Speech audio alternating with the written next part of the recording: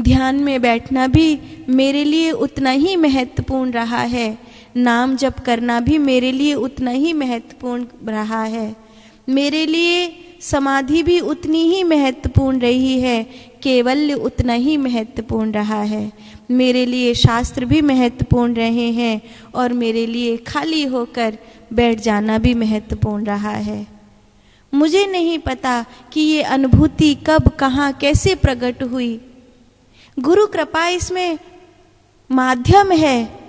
मेरे गुरु ने मुझे राम से मिलाया, मेरे गुरु ने मुझे पूर्ण बनाया, लेकिन मेरे गुरु ने मुझे पूर्ण बनाया, उस पूर्ण बनाने में मुझे इन सब ने सहायता करी है। इसीलिए मैं ये अपराध नहीं कर सकती कि मैं ये चिल्लाकर कहूं कि केवल ही सही है, बाकी सब पाखंड है। मैं नहीं कह सकती ये चिल्लाकर कि नाम जप ही सब कुछ है, बाकी ध्यान साधना सब पाखंड है।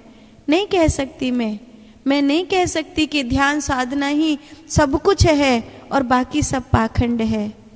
तुम जिस मार्ग से चल रहे हो, तुम कभी नाम जप करोगे, कभी ध्यान में बैठोगे, कभी केवल्य में चले जाओगे, कभी अपने में खोकर तुरिया में समाधि में स्थित हो जाओगे। और जब सब कुछ करते करते करते करते तुम अपने पात्र को तैयार कर लोगे तो किसी सिद्ध गुरु के सानिध्य में आ जाओगे। वो तुम्हें कोई लंबा चालीसा नहीं बताएंगे, वो तुम्हें कोई फिर से सैकड़ों सैकड़ों वर्षों की साधना नहीं बताएंगे।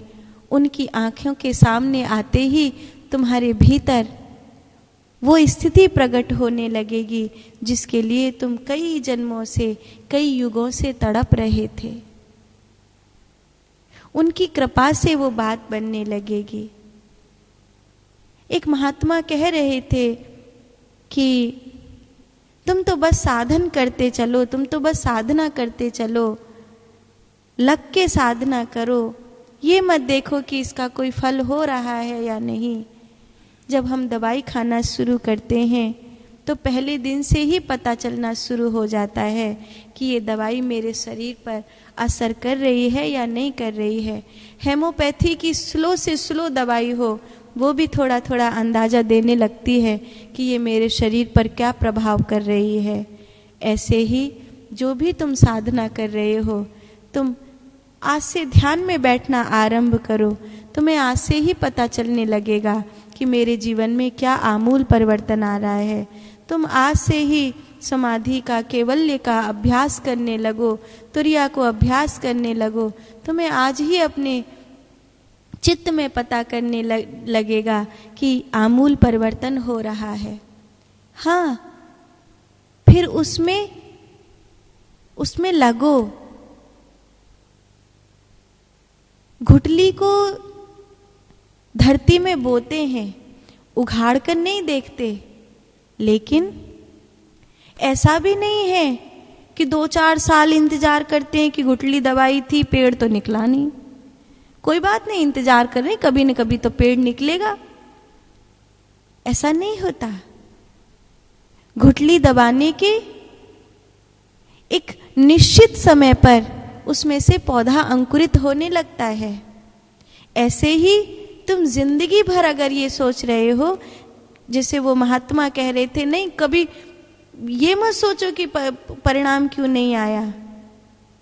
जिंदगी भर अगर तुम किसी उसमें लगे हो और परिणाम नहीं आ रहा है तो अवश्य कुछ गलत हो गया है। अगर घुटली के पौधे बनने में एक निश्चित समय है कि मैंने घुटली दबाई है और इतने दिन बाद ये अंकुरित होगी, तो इतने दिन तक मुझे उसे मिट्टी में से निकालना नहीं है, इतने दिन तक मुझे उसे मिट्टी में से निकालना नहीं है। पर ऐसा भी नहीं है कि 2-4 साल में देखूंगा अरे वृक्ष आएगा, वृक्ष आएगा, वृक्ष आएगा, वो भी नहीं है। एक दिन है कि 4 दिन, 5 दिन, 10 दिन, अब इसमें अंकुर फूट आना चाहिए था।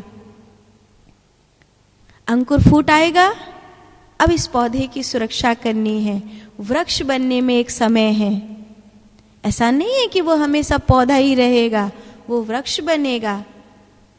1 साल में इतना बड़ा होगा, 2 साल में इतना बड़ा होगा, ऐसे ही जो आप साधना कर रहे हो, वो पहले दिन से ही आप आज ध्यान में बैठे हो, आज आपने नाम जप किया है, आपके चित्त की स्थिति आज ही आपको कहेगी कि बेटा कुछ अच्छा किया है, कुछ अच्छा लग रहा है।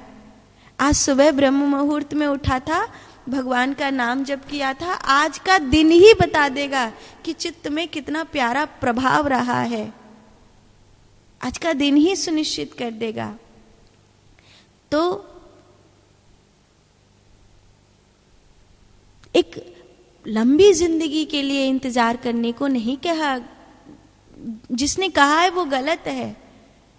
इसलिए मार्ग पर चलो, केवल्य पर चलो, ध्यान के समाधि के मार्ग पर चलो।